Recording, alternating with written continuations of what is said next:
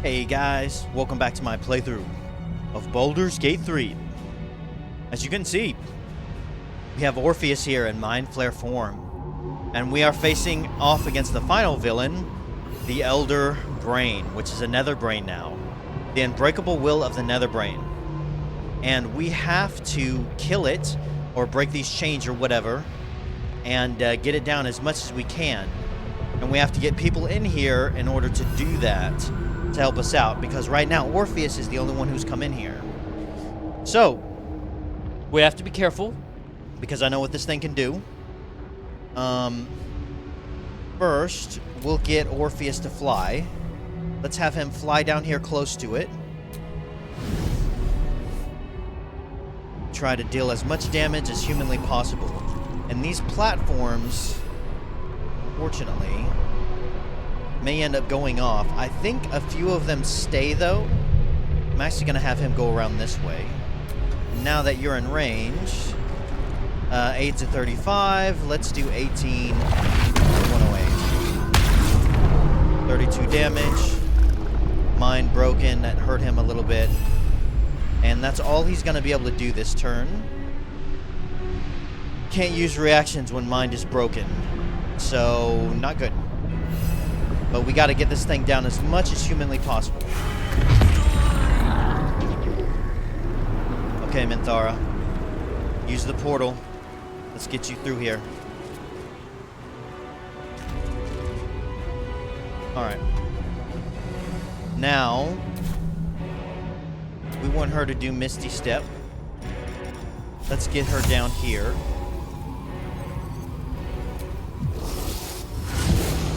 Hopefully this will work. And then we're also going to do, if we can't use reactions when our mind is broken, or what is it? Is it bonus actions?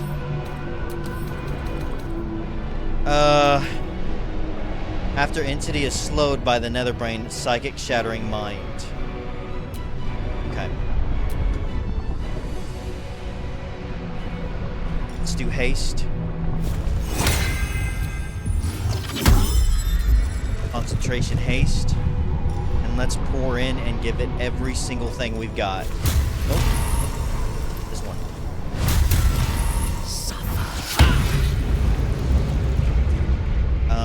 It did some damage, yeah. Let's do it again. Somehow I missed. Somehow you're still able to miss. Okay.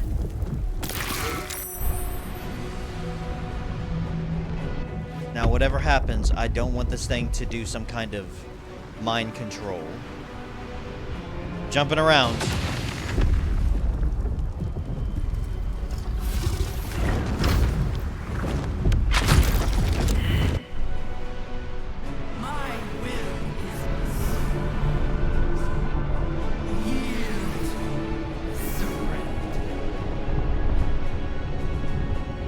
Okay, I think there goes a turn. Maybe not. We're getting there. Gear. This thing is shooting more crap. By the way, if you're joining me, please hit the like and subscribe button. I hope you enjoy the video.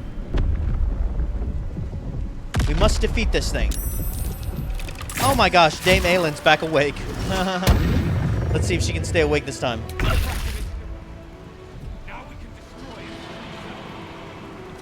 Okay, it's my turn. Oh, it's Ygir. Ygir, why don't you fight... Where's the Mind Flare at? It's way the heck over there. Tell you what, you just jump down here. Can you hit it from here? No. You're not really good at doing anything at the moment. Oh, so much for peace. Alright, here I come. This is it. Its will is weakening. Alright. We need to do Misty Step. And you got these stupid things. I think it's going to cause these platforms to blow up if I'm not mistaken. And I'm really, really worried about that. Let's have you get right here.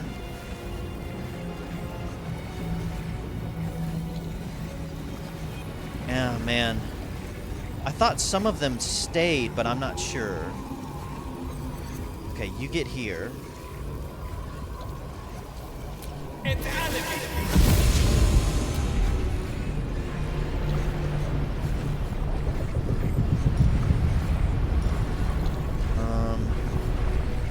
Do I have a scroll that can do some massive damage?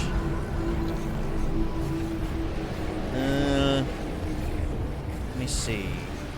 Is it particularly weak to anything?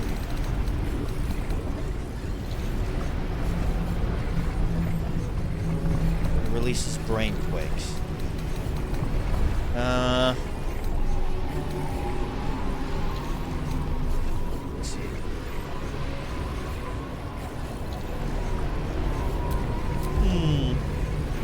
What could I do? 12 to 26 makes it fearful. I don't know. This is gonna be tricky. I could do Sunbeam, 6 to 48 damage. That hurt it? Let's try it.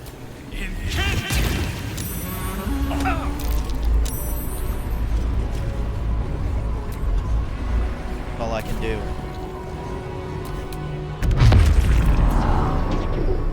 Okay, Lae'zel is over here. First, let's heal you up. Now you get to it. Consider me intrigued. It's time! Destroy Nether Brain and end the Grand Design! Let's have her use a scroll of Misty Step. I know I've got one somewhere on me. I'd like her to get close to be able to do some attack damage. Send to Lae'zel. The thing I'm worried about is this stupid thing exploding these platforms. She can't use it. Ah, crap.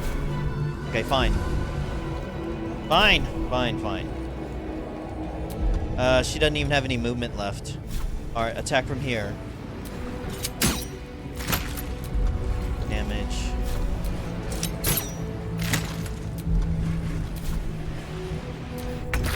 Hey, Gil. It's your turn. He's actually not looking too good either. We're gonna have to heal him up.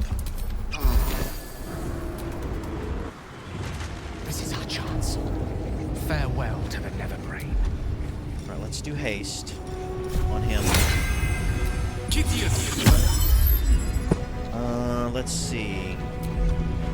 Can I do the spell from here? It's too far. I can't hop down there either. Alright. Let's do this one. This one is a level 6. So we'll do level 5. Give it everything you got.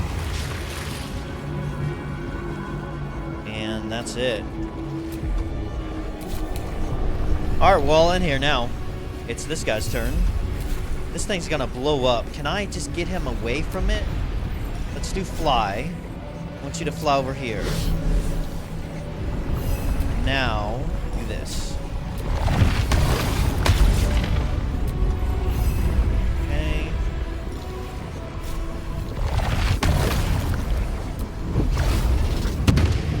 I don't think that hurt it at all. Okay, if this one blows up... I don't like this.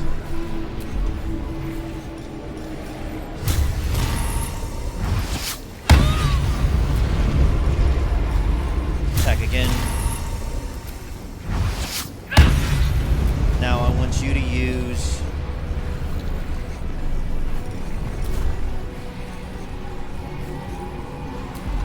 Click heals. I will not fail. Get up here.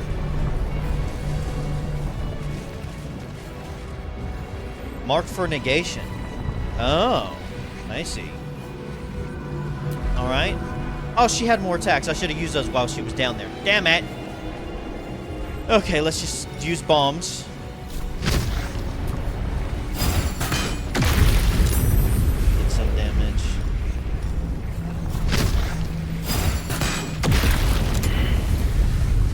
There he goes.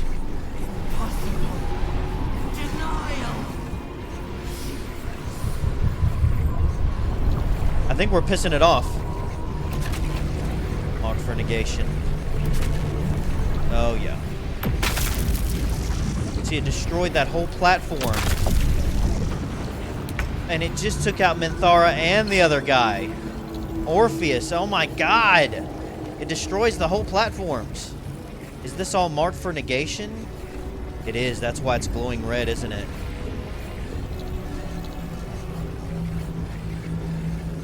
Is that how you tell, because it's red? I think that's how you tell.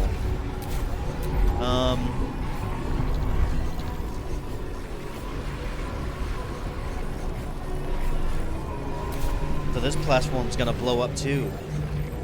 Pretty sure there won't be anyone's left. Oh my god, this thing is intense. Alright, well we need to jump down here. And we'll just have to attack. And some damage. Swift and lethal. Lae'zel's safe. All she's gonna be able to do is strike. My god, she doesn't even have the range for most stuff. What is this thing considered? It's so low on health. It's an aberration. Don't I have arrows that hurt? Slaying aberrations. Let's see.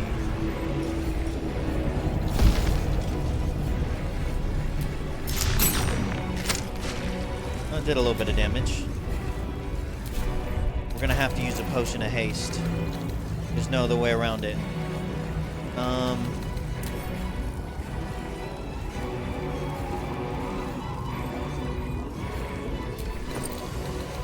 If I have one, I mean a potion of speed.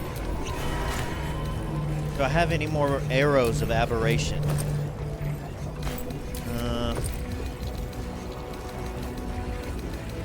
I don't think I do. I think that was the only one I had. Is it concentrating by any chance? It's not. Okay. Do I have any bombs? At least it's not healing itself. There's that. It just took out 2 of my people just like that. Now, I could revive Minthara, but she would have to move. Like, her glowing orb is there. What about Orpheus? His is right here.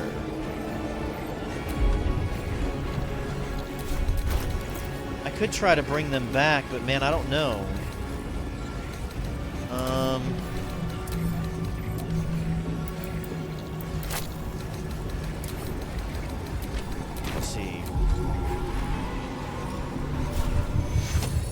Target is too far. Yeah, Gale would have to bring him back.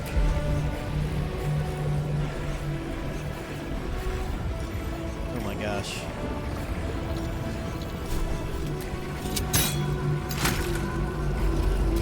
Okay, just keep laying into it.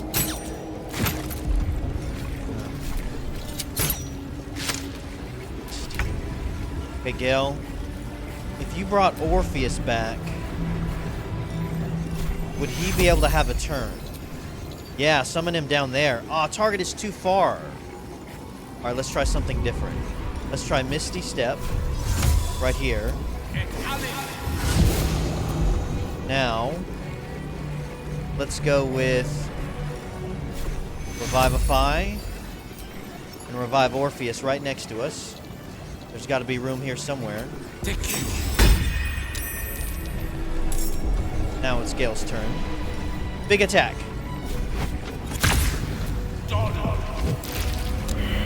Okay, 71. It's almost dead. Obey, fraud.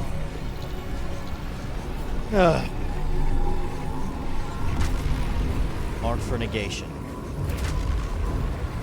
This other one's gonna blow up, right? We're running out of space here, guys. Did we lose? Lae'zel's up there. I died. No, I'm here. Oh, Orpheus didn't get a turn. So Orpheus is dead again. Here's Minthara. This thing's gonna blow up, though. I do have Misty Step. Crap.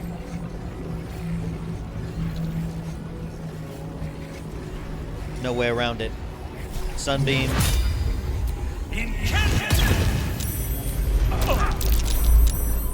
I gotta do Misty Step up there. I can't. Oh, this one's fine. That way I can survive. Victory awaits. Zell, you move over here with me. And now, we'll just lay into it as much as we can. Let's see. Do we have any really strong arrows?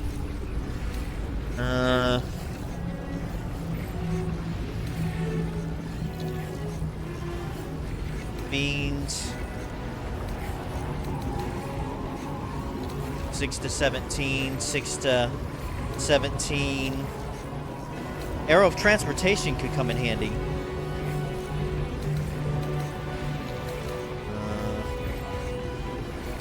Let's see. We'll take these. I don't think we have... Oh, here we go. Aberration arrows. There we go. Alright.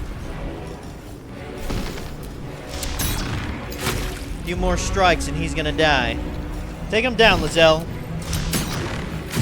We got this. Oh, yeah. You're so dead. Lae'zel, you've won the day. Now, Minthara and Orpheus are still down, but that's okay. We'll bring them back later. We did it! Impossible.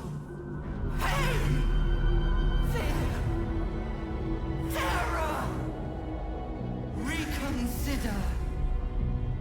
Assess. Implore. Surrender.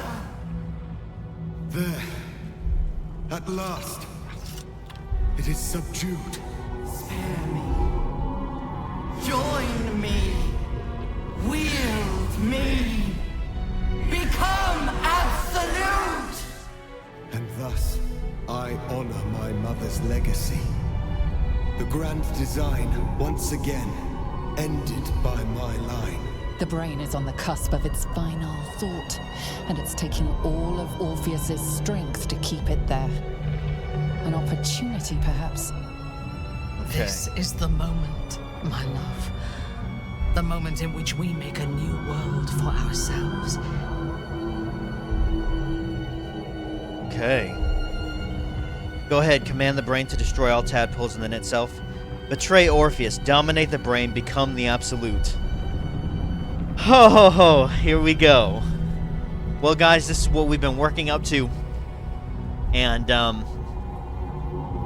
you know what, let me pause it. Hold on one second. Okay, guys. Sorry about that. Okay. Well, this is it. And we had, I think for a while now, decided we were going to go ahead and control the brain. We're going to have to betray Orpheus to do it. Which I wasn't expecting, but I guess it makes sense. Yeah, we've been leaning in this direction for a while. And now's the time to do it. So, we're going to betray Orpheus. And we're going to dominate the brain. And become the absolute. This should be fun. Sorry, buddy. Oh, Lae'zel's going to be pissed.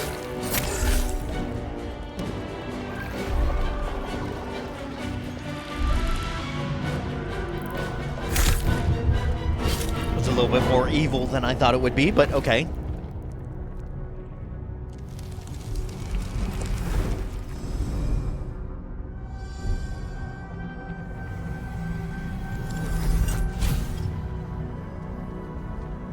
You're mine now. What are you doing? Stop! I'm doing what I planned to do from the beginning, taking control. Don't worry, you're still part of my design. Seizing the moment. Okay. This is it. Don't worry, you're still part of my design. I'm doing what I planned to do from the beginning. Taking control. You are glorious, my love. Thank you. You have never been more beautiful.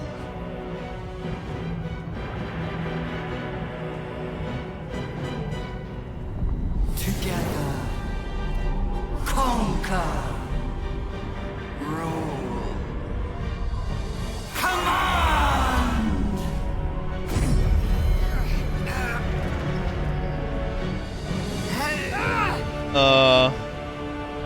We're not gonna turn into tadpoles, are we? I mean, mind flares.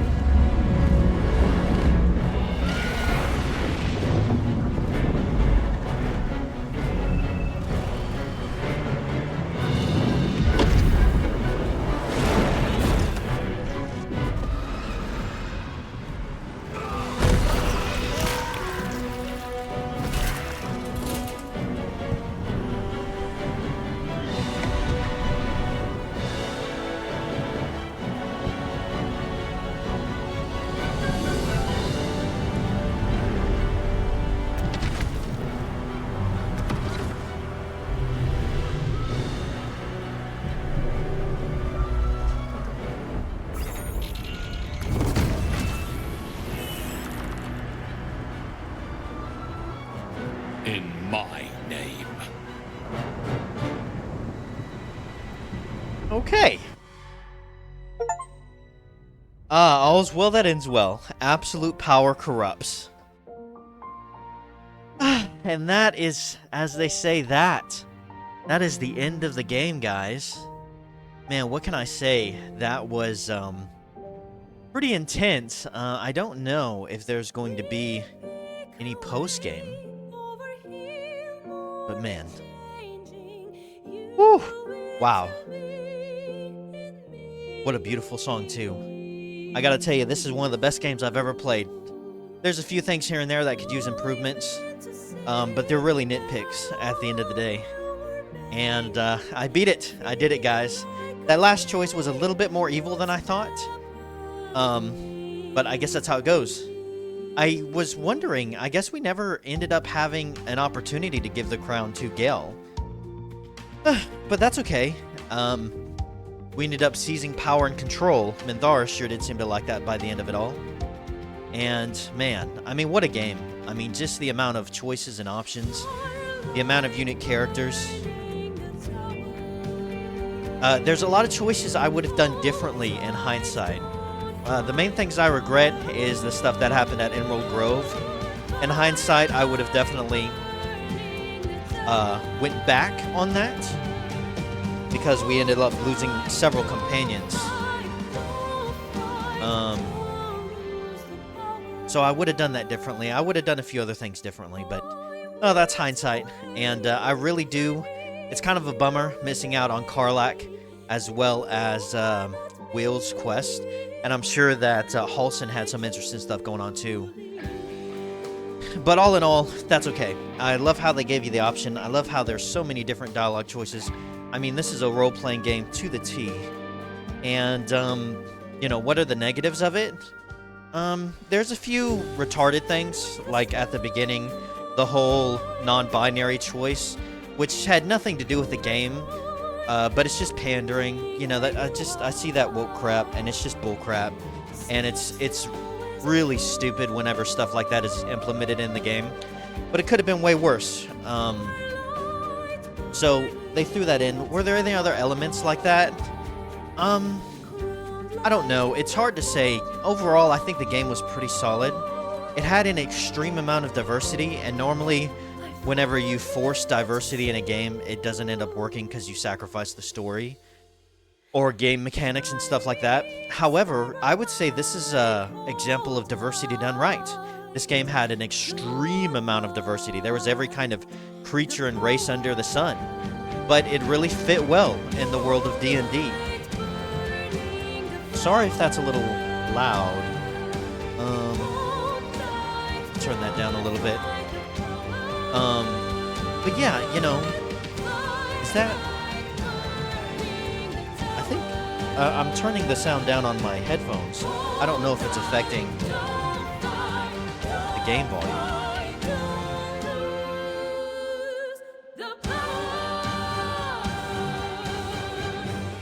Anywho, there it goes. So yeah, you know, just a lot of diversity, but it worked. And I thought the characters were very interesting.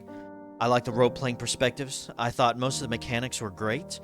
There were a few things with the mechanics, like the example when you accidentally, like if an effect was on your character and you couldn't heal, and you click the potion and you accidentally click drop, you couldn't exit out of that command, and you basically just had to end your turn. And so that was very frustrating. There were a few times where you'd click on something and you didn't mean to, but overall that was just kind of mistakes on my part. I played with the controller the whole time, so I know there's a lot more options on the interface whenever you play with a mouse and keyboard, but I'm not a mouse and keyboard kind of guy. I played with controller, and there are a few things that were a little clunky, but overall I thought it worked pretty well, and I'm really glad they implemented that. And I'm really glad I didn't have to do the whole click and play, like where you have to click a spot and your character runs to that. I played the whole game not doing that. I moved them around with the joystick, just like in most single-player games. So I'm really, really glad that that was implemented. I thought the effects were good. My PC's okay, so I had to dull a few things down, and there were a few times where textures were popping in and out, and I had to kind of play with it at the beginning a little bit. But even with dulled down textures here and there, I thought it still looked really good. The sound was great, the character voices, not to mention the character models. I mean, the NPC models were pretty good. I mean, honestly, they were really solid and stunning, and every time I spoke to an NPC, it was very, very engaging. Like, no one had this ugly, blocky, unrealistic face. And the facial expressions, and I love how they zoomed in and every conversation, and they went back and forth on the camera angle with the player and the PCs.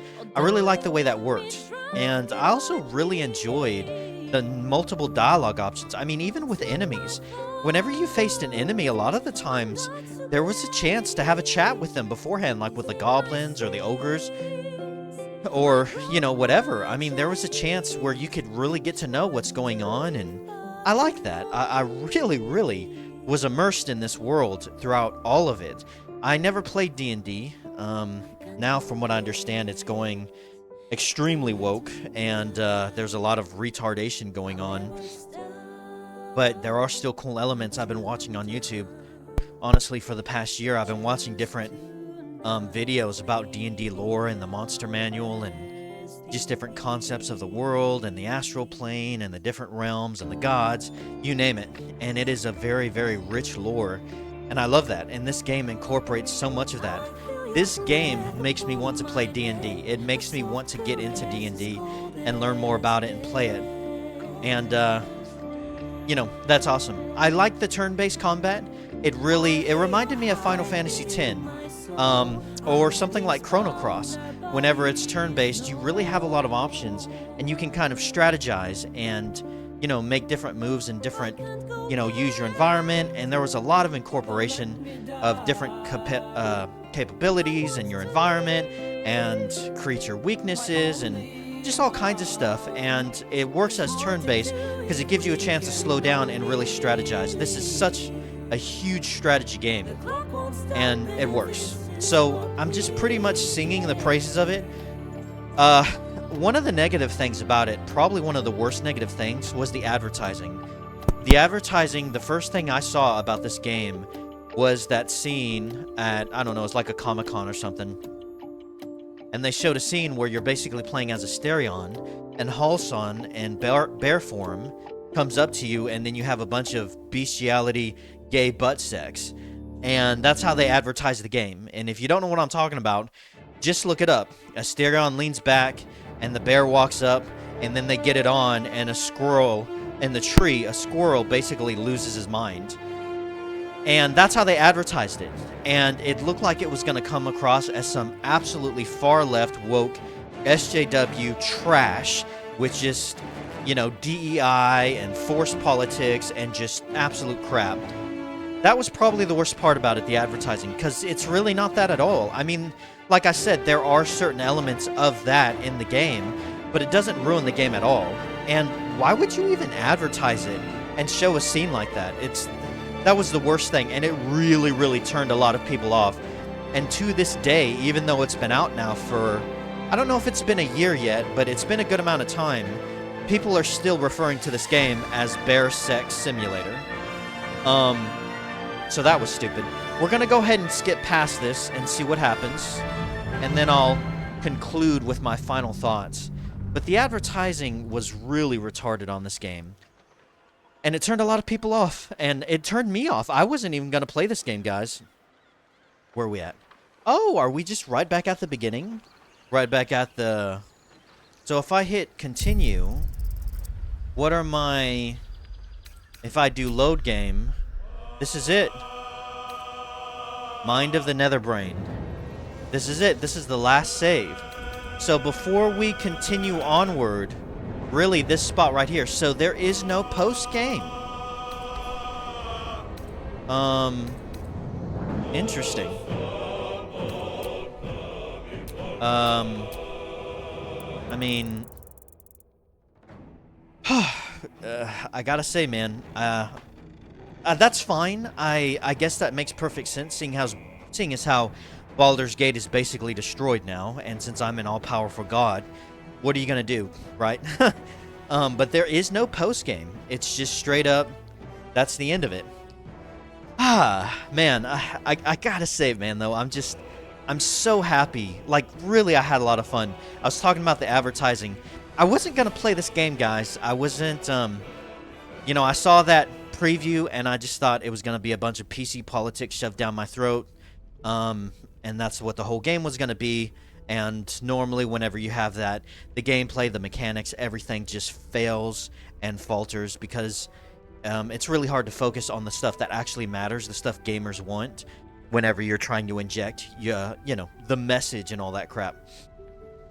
But I have to say, man, if you're worried about that with this game, really your worries are, you don't have to worry about that. They're not founded. I mean, I was watching another Let's Player play this for like the first hour or the first 2 hours, and it looked so interesting to me, and I just thought, man, you know what, that actually does look kind of cool. Maybe I will give it a shot. And then when I started playing it, I realized I could use the controller and move around my person with the joystick like normal, and the whole click and play thing was bothering me because I just kind of thought, well, I guess I'll give it a try. But then that was a nothing burger, and I didn't have to deal with that either. And once I really got into the game and started playing, I loved it, man. I loved every bit of it. From the moment we were on the Nautiloid ship and we first met Lae'zel, and then all the way through the Goblin Camp. I mean, I miss the Goblin Camp. You know, it feels like so far away now. But I miss it. I miss going to Roads of Morn Monastery and finding those alligator things. I forget what they're called. Kobolds. You know, I miss going and traveling through the Shadowlands and learning about Ketheric Thorm. I mean, it was just so memorable and everything. Like, the amount of script and the amount of story, the amount is insane. I mean, there's notebooks and backstories and letters and paintings, and not to mention another bonus of this game is every single item had a description, which just absolutely immerses you in this world, and it does a really good job. I mean, everything down to a small block of cheese up to a painting or sword, and of course there's tons and tons of books, many of which I didn't even read. And that's excellent in a role-playing game when you have a world this rich, and it really helps you get involved and immersed in that world the more of those types of elements you have, not to mention the great dialogue and stuff. So, yeah, overwhelmingly positive. Advertising sucked. A few woke elements here and there that are nitpicks, and that don't ruin the experience, and a few game mechanics, as well as a hefty demand on graphics. So you're going to have to get a beefy PC if you really want to play this on full graphics. But I was on medium most of the time with my stuff, and if you just watch any of my Let's Plays, again, I feel like it passes very well. I think that it looks still pretty good. So all the complaints are pretty much nitpicks. I think this is a masterpiece. I'm pretty sure it won Game of the Year, which it absolutely deserved. I will be doing another Let's Play of this. I'm going to hold off for a while and let this sink in, and then really, as time goes on, I'm going to be desiring to want to jump back into this game and do another Let's Play. When I do, I'll probably be doing it on Honor mode, which I looked into. From what I understand, like, you only get one save, and it makes the game really, really even harder. I played on the hardest difficulty out of the 3 difficulties that were available. It was like Tactician, I think. But next time I'll be playing on Honor mode, and I may be playing like a... I don't know what it's called. It's like a pure build or a faithful build or something like that, where you don't give a subclass to any of the characters and you just have them stick to what they are. On my next playthrough, well, on this playthrough, you know, one final time, my backstory and the character I was role-playing, which I probably could have done a lot better job as, was Caspian Black. He was an ex-pirate captain, and he ended up being mutinied by his crew, but only because he kind of acted as like the Robin Hood of the seas, and, you know, he would give to the poor and stuff, but he was a pirate. His crew didn't like that because they were missing out on money, but they still respected him and they still kind of loved him. So they mutinied against him, but they didn't want to kill him. They didn't want him to die. So they threw him out into the wilderness, basically, and stole his ship and left him with nothing. And so Caspian spent a few years traveling the wilderness, which is where he got his subclass as a ranger, and his main class was a rogue, of course. And then throughout the wilderness, he was traveling until he eventually got taken up by the Nautiloid.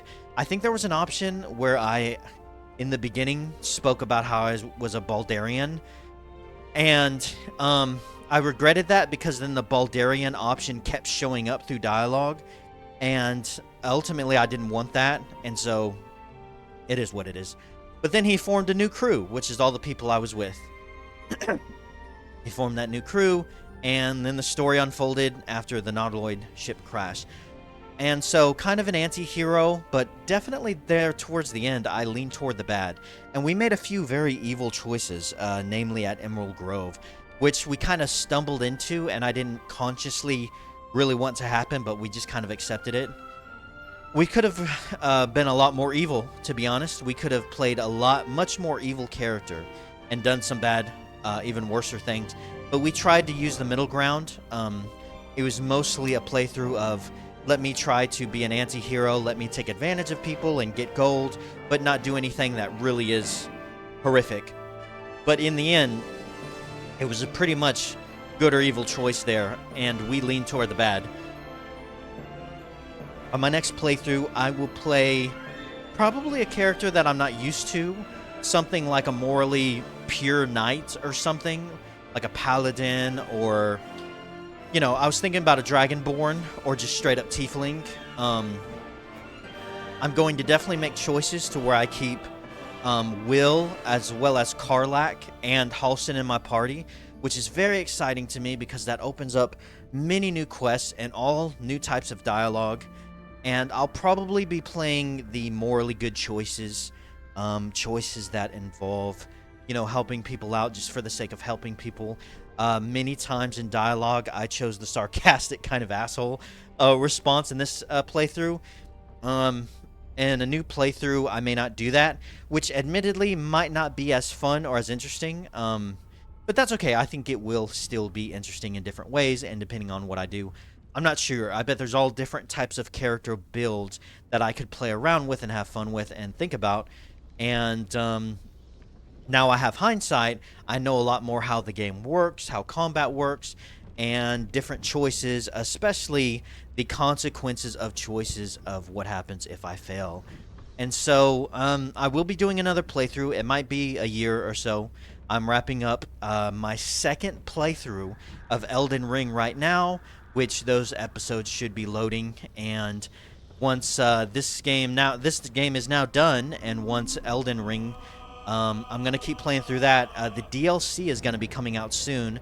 By the time you're watching this video, the DLC for Elden Ring, Shadow of the Erdtree, will be out, and I'll probably be on that. But anyways, those are my concluding thoughts. A few nitpicks here and there, but great game.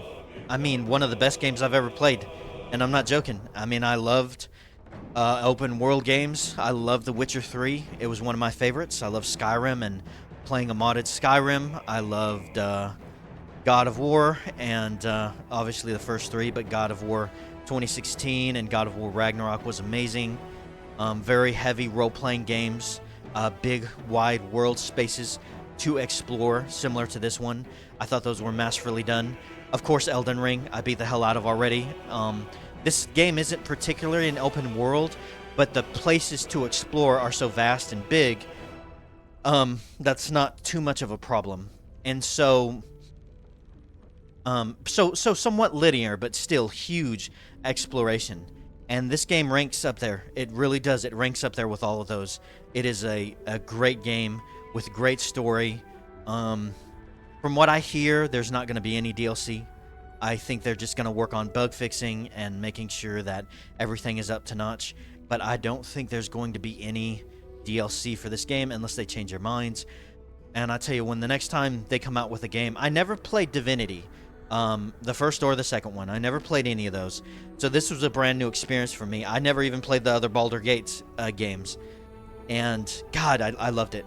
I love fantasy. I love mythical worlds. I love new creatures, different races, a magic system, different weapons, enchanted and whatnot. I love all of that stuff so much. I just cannot get enough of it. And this game, it has all of it. It has every single thing you could want. So I'll be very excited whenever a new game comes out. I'm gonna hold my breath. You know, for example, I was super excited for Cyberpunk, based off of the Witcher 3 experience, and what a kick in the nutsack that was.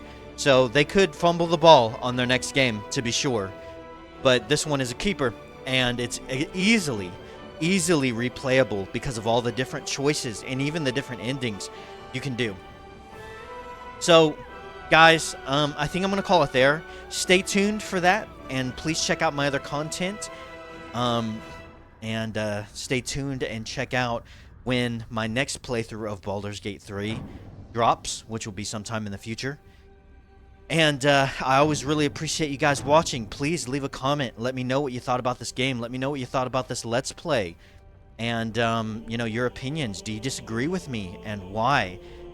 Do you agree, and what's your favorite part about it? And if you watch these Let's Plays and you stuck around and you're here at the end, I just want to thank you so much again. Please hit the like and subscribe button. I'm trying to get my channel up there and get in the YouTube game, get monetized and all that good stuff. So please help me out there. And I always appreciate you guys. Thanks so much. And as always, have a great freaking day.